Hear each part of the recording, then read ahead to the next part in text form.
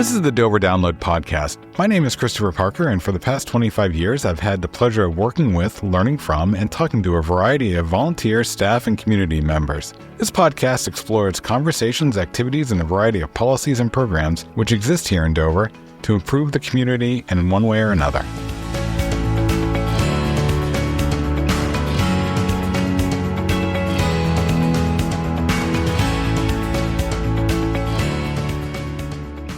As the 2026 baseball season starts, that means that March has come and gone. I'm going to talk today with Mike Gillis, our Media Services Director, about some of the things you might have missed and hopefully some of the things you heard happen with our boards, committees, and commissions in the month of March. Mike, how are you doing today? Well, Chris, thanks. I thought we were actually coming in to talk about baseball, but apparently not. Well, it is a top on my mind. I was thinking about it over the past couple of days, and it's baseball season, tie season for me. So I think the main thing we need to focus on this month is that we have entered month 3 of a meeting that the council has held on milfoil. And hopefully this is the last time, because the council voted to go with the dash and a mechanical removal of milfoil at Willam Pond.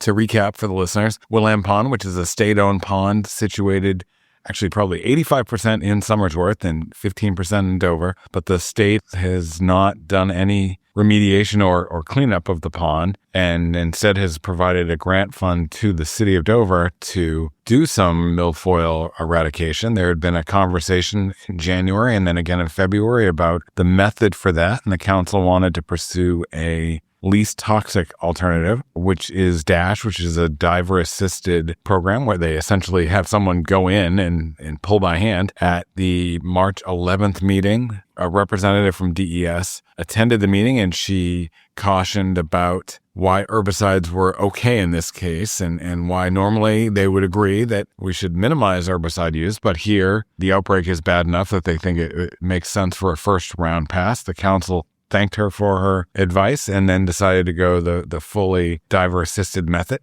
And so we've been working with the vendor to get them certified because they were not certified in New Hampshire. And then also they need to get approval for the mechanization method that they want to use, and the state has said it will not certify that. So we've been working to get them to be fully on board, them being the contractor, with doing the diver method. Yeah, and I think the issue for them, they want to use, in addition to the hand removal of the milfoil, is what's called an eco-harvester, which is essentially, it's a kind of lawnmower, essentially. Yeah, I was going to say right? that. Yeah. And the state does not approve the use of eco-harvesters in the state's water bodies. So the question that came up, of course, was would they still be able to fulfill the contract and completely remove the milfoil without the use of the eco-harvester? And they're pretty skeptical that they'd be able to do that without the use of the eco-harvester. So I suspect there'll be some more discussion about where we go from there. But the concern at the beginning, at least, was that using the chemical treatment, that there was PFAS in that treatment. And through discussions with the council and the state, the consensus seems to be that there isn't PFAS in that particular treatment. And the state's suggestion at the time was that the first year is when we conduct the chemical treatment. Right. Get ahead of it. And then annually use the DASH method in the subsequent years. I think 2 sidebars are important here. The first is that while the city uses the aquifer around the pond as a secondary groundwater drinking source, we do not use the pond itself. There's no surface water that goes into our drinking water system. I think that's important. The second is the reminder that the city, while we've taken the lead on this, don't own the pond. We don't manage the pond. We don't maintain the pond. That should be the state's role. And we need to be working in the future with Somersworth because, as I said earlier, the pond is 85% in Somersworth. Yes, Dover owns a lot of the land around the pond, and certainly we have a vested interest in protecting not only our property rights, but the property rights of Dover citizens that live adjacent to the pond, and they've been the ones that have been vocal. We need to be working stronger with Somersworth because the pond is a regional asset. And I think that it's good that we took the lead. It's good that our residents stood up and said, this is an issue. But it is not something to whack John Storer over the head with and say, why aren't you maintaining? Because it's not our asset. No, and it's a great point. And I think, if anything, if this leads to, continued discussions that involves Somersworth and the state in the responsibility of being the stewards of the pond, I think that's a good step. It's also, I'm glad you mentioned that there is no drinking water that's coming from the pond. I mean, it can serve, I believe, as an emergency backup if needed. But it's always been intended to be a backup source in our current drinking water manifestation. Yeah, that wasn't always the case. Just as a quick historical note, in the early 1900s and even before that, the pond did serve as the main source of drinking water for the city. And one of the reasons why, of course, we moved away from that, if you read some of those early accounts, where it was basically just piped straight from the pond into the drinking water system. Yeah. There are all kinds of accounts of community-wide sickness when either the pond was too low and it started to suck in some of the bottom of the pond and people would get sick. When you look back at the late 70s and see how far down the pond was drawn. Right. Because we were using that surface water. Exactly. Yeah, so we'll see where that goes from here. So obviously, for the council, their other big task over the month of March was the budget and continued budget deliberations. They heard, and over the course of the month, have heard from all of the remaining departments who gave their budget presentations to the council over workshops and a couple meetings. The public hearing for the city side of the budget has been held, and so has the public hearing for the school portion of the budget. Obviously, the public can still continue to provide input on the budget at any of the public meetings during public forum. They have plenty of opportunities to reach out to the council directly and continue to let the council know what their thoughts are on the budget. That, of course, will be leading up to the first workshop in April, which is where they will continue what may be the final budget deliberation. And then there's a scheduled special meeting after that for the adoption of the budget if they're ready. Yeah, and they have the opportunity to not be ready. Right. There's April 8th is set up as the fallback, but they have until April 15th. Ideally, the earlier the better, but hopefully either on the 1st or the 8th, we will be able to move on to other items beyond the budget. Right. Yeah, and there have been a lot of thoughtful questions so far during the process, so that's good. Always good to hear. I think there's been thoughtful questions, and I think that, as we've heard on the podcast, department heads have come forward with a budget that they think is defensible, with real needs being addressed, not wants, and gone through the process of what they are doing to put together those budgets to begin with. And then in the presentations, you've heard them talk about the nuances of putting together a multi-million-dollar budget. I think beyond those two things, the only other major thing I would say the council has been doing, which is somewhat budget related, is Dan Lynch has come forward and recommended the city manager some reprogramming of surplus funds from capital projects from years ago, projects that have been wrapped up over the past couple of years that we've already debt financed. So we have the money. Let's apply it to other projects to reduce future debt financing need. And this is something we had talked about in December through the capital improvements program adoption. And now we're bringing it forward. They take a couple meetings to do, but funds have been reallocated towards Horn Street reconstruction project, the design funds, and also towards the 1st and 2nd Street crosswalks that we weren't able to fund using the federal funding we had previously received, which is being used for the Waldron Court crosswalk. But we now have identified funding from the 5th and Grove project, which wrapped up, and we'll use that funding to put in enhanced crossing at 1st and 2nd Street along Central Avenue. And also funds from Garrison Hill Park, which will be used, reprogrammed for Nebby Park. Right. Again, reducing debt service requirements for those projects. Right. One other thing to mention that the council also took up on the 25th is the property tax exemptions. They, from time to time, will update the property tax exemptions. They've increased the levels for certain categories, property tax exemptions. That is all going to be available on the website with the new updated amounts and the deadline to apply for those exemptions. That's coming up in April. Exactly, which is why they needed to take action in March to make sure that there was plenty of time for people that want to take advantage of the programs to have time to apply. I think one issue that the council and the school board have both discussed is the school care assessment issue.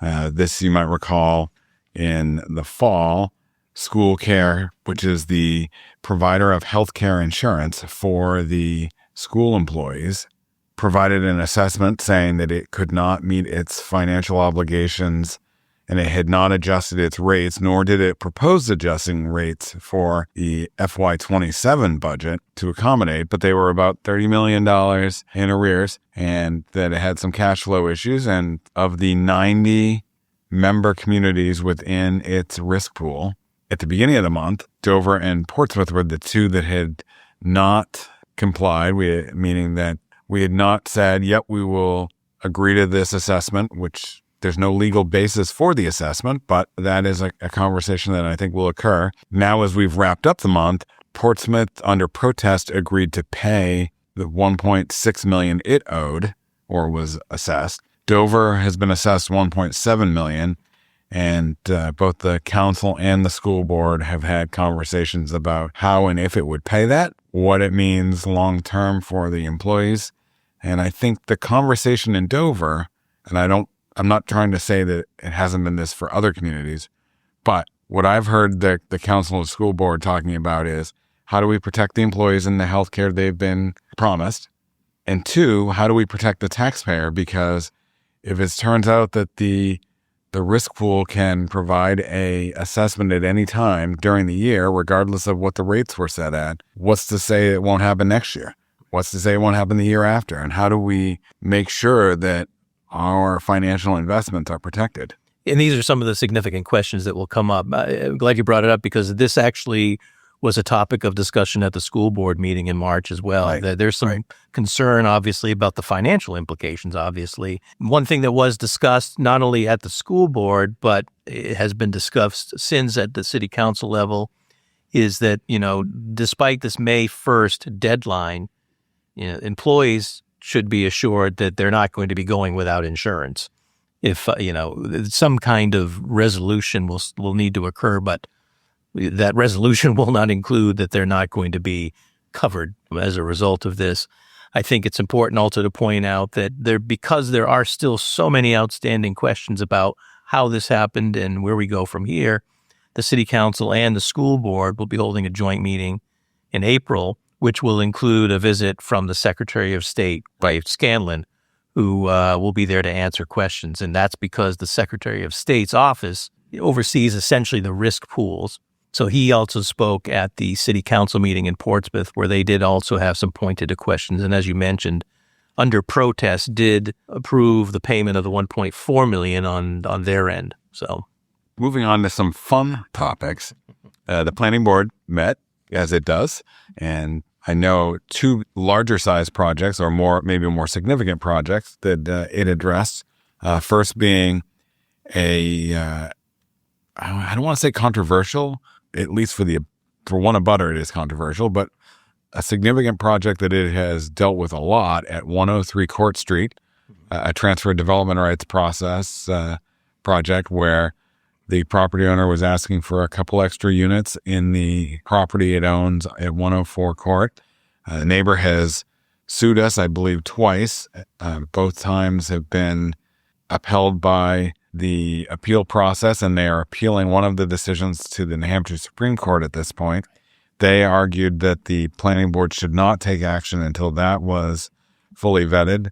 The planning board appreciated the concerns raised, but felt that under the statutes it could proceed and made a approval of the site plan. The other project that is of note is the former Burger King, or as you and I might remember, the former Howard Johnson's, is going to be a Marriott longer stay hotel. That project at 47 Central Avenue has been going through the permit process for maybe a month and a half. And at the March 24th meeting, the planning board conditionally approved that project. Right. And although neither one of us is old enough to remember, before Howard Johnson's, it was the Sawyer Mansion. Right. So. Right. Yeah. No matter how old someone thinks we are, we're not that old. We're not that old. So The planning board also had another TDR application for Jefferson Drive as well. Between those two projects, there has been quite a bit of discussion about the TDR. It is an ongoing discussion at the planning board level, but certainly, elsewhere as well. We have a TDR subcommittee that is reviewing the TDR process and where we go from here. And I think that subcommittee is taking a realistic look at the need for amending, adjusting, being responsive on what the actual ordinance says and what it allows. And it's a tough role for the planning board in the sense that you've got, on the one hand, a city council that says more housing is important and we want to have a good diversity of housing throughout the community. And on the other hand, you have neighbors that say we have to live next to this. So the planning board's role really is between those two and figuring out what's right for the community and what's right for the neighborhoods. And I think this TDR subcommittee, I've sat in a few times to help them understand, since I have the institutional knowledge of the program itself. They are really methodically looking at what the language says, how it's been used, and what aspects need to be clarified or cleaned up. The other project that is maybe worth mentioning briefly is Mechanic Street, and it's only because we've discussed it before here. That's 9 and 11 Mechanic Street. The planning board did unanimously approve that project. It actually got some positive feedback from the neighbors after they made some revisions to the plan, essentially. It's an interesting, as we've discussed, concept for that particular property, which is really in a tight space. Not on my list, but I presume that the zoning board met. Yeah, the zoning board did not meet in March. They had no cases before them. That's old school zoning board. It's the kind of zoning board I like. And, another body that didn't meet was the Waterfront Committee. No, the Waterfront Committee elected to take March off. They're in a wind down phase in a lot of situations, waiting for some weather to turn so we can finish up the pavilion so that the park can get back under construction. Still looking at a late June turnover from Northeast Earth to give the park to the city so the residents can enjoy it, the park being Nebby Park. So a lot of what's occurring in the background right now is the housekeeping stuff of how to wind down a project this size and how to begin the celebration and use of the actual park and pavilion.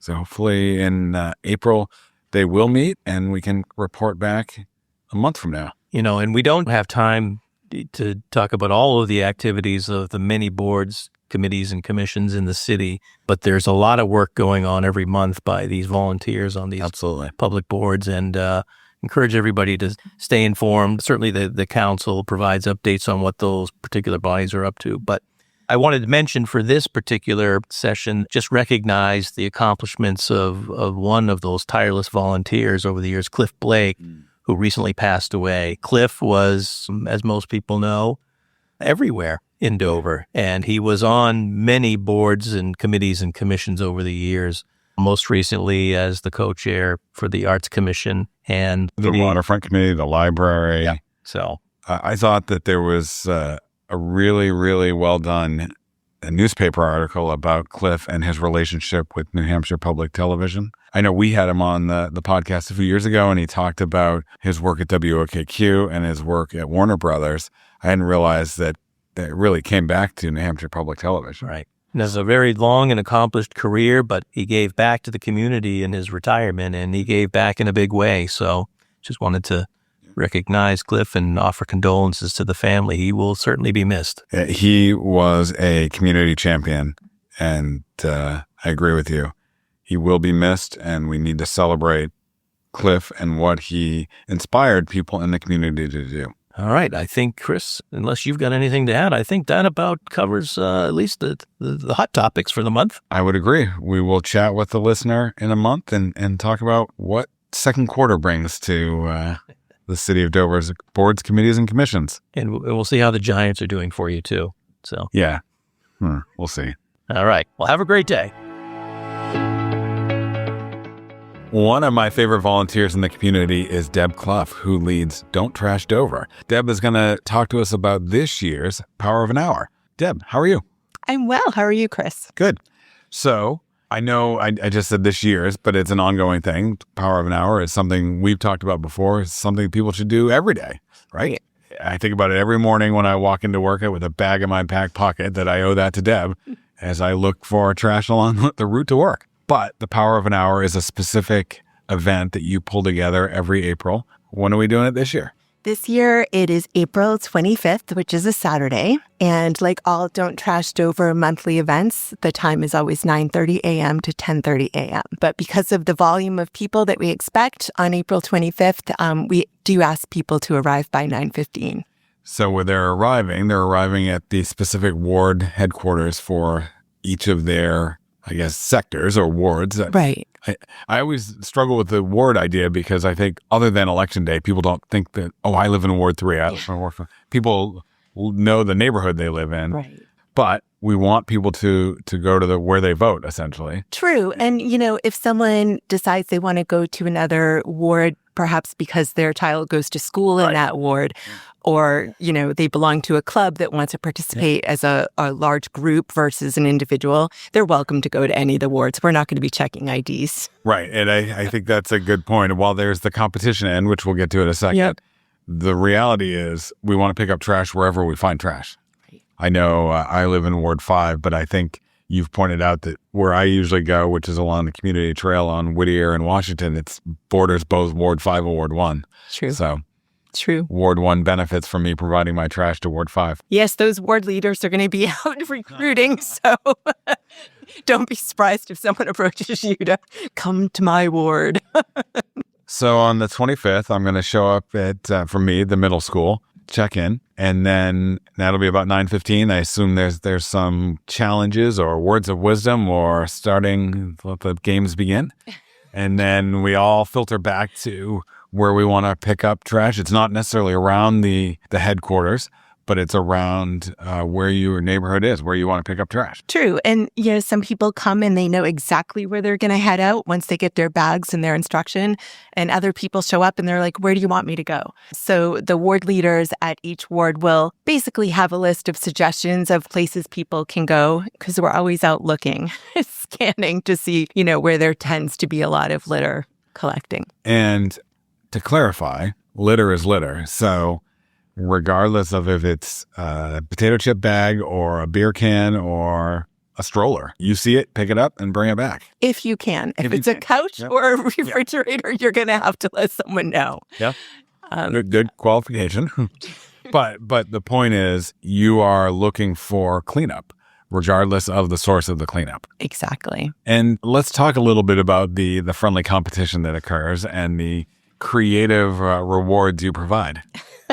So what we do is we award trash trophies. These are trophies that are handmade by me with actual litter that has been found on litter collection walks in the past. This year we have a really fun first, second, and third place trophy that's actually in the works right now. And essentially, we do it based on participation because we do have the ability to weigh the total weight of all the litter collected because the city is coming around on that day and they're picking up all of the litter from each of the 6 wards. So we're going to get a total. We'll know, for example, last year we picked up 1.5 tons, the year before a ton. This year, I am guessing that we're going to probably hit 2 tons. But we just really want to reward participation. So that's how the trophies are assigned. The day of, weather is not a concern. We get out there, we clean up, right? It's rain or shine. And we've had both. I know people gripe about last year, but I actually thought that last year was one of the more fun ones. And it partially was my son and I out there. It was fun to do it with him. And so he somehow stayed in the truck and I would come on throwing the stuff in the back.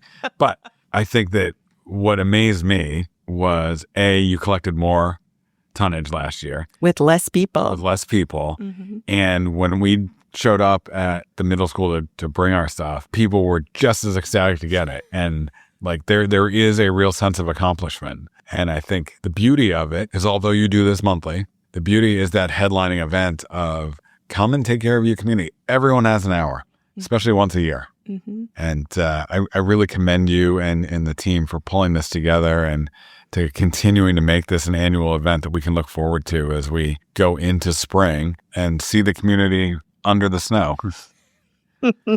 It's really a great way, I think, to celebrate Earth Day. I mean, I personally pick up litter probably every single day of my life. I don't think it should be reserved for just once a year, but I think especially in April, we should all do something for the Earth. And I think this is a really easy way for people to do that with their families. I mean, I'm always amazed at the range of ages. We have people showing up with young children, and we have, people that are much older. So Yeah, I think it's an equalizer, right? it is. You can do it no matter what. As I always say, this is my favorite saying, and people are probably sick of hearing me say it, but no one can do it all, but most all can do some. Yep. And that really is kind of the philosophy behind what we do. So April 25th, 9:15 at your ward location. And just to recap, the ward locations are Ward 1 is Francis D. Hopkins School at Horn Street. Ward 2 is the Ice Arena on Portland Avenue. Ward 3 is Woodman Park School on Toll Avenue. Ward 4 is Garrison School up on Garrison Road. Ward 5, as I've said, is the middle school on Daily Drive. And finally, Ward 6 is the Hellenic Center off of Long Hill Road. 9:15, you're out of there by 10:45, really, because you're going to drop the stuff off. It's a great opportunity to give back to the community. Once again, Deb, thanks for all that you do to give back to the community on a daily basis. It's my pleasure. Thanks for having me in this morning. You're welcome. Thanks for listening to the Dover Download this week. If you like what you heard, subscribe through your favorite podcast aggregator. And if you have something you want to hear a topic on, let us know. Finally, this is just one of the many ways we share information about the city of Dover. You can subscribe to the Dover Downloads email newsletter every week or other newsletters that we have by going to the City of Dover homepage, www.dover.nh.gov. Have a great week.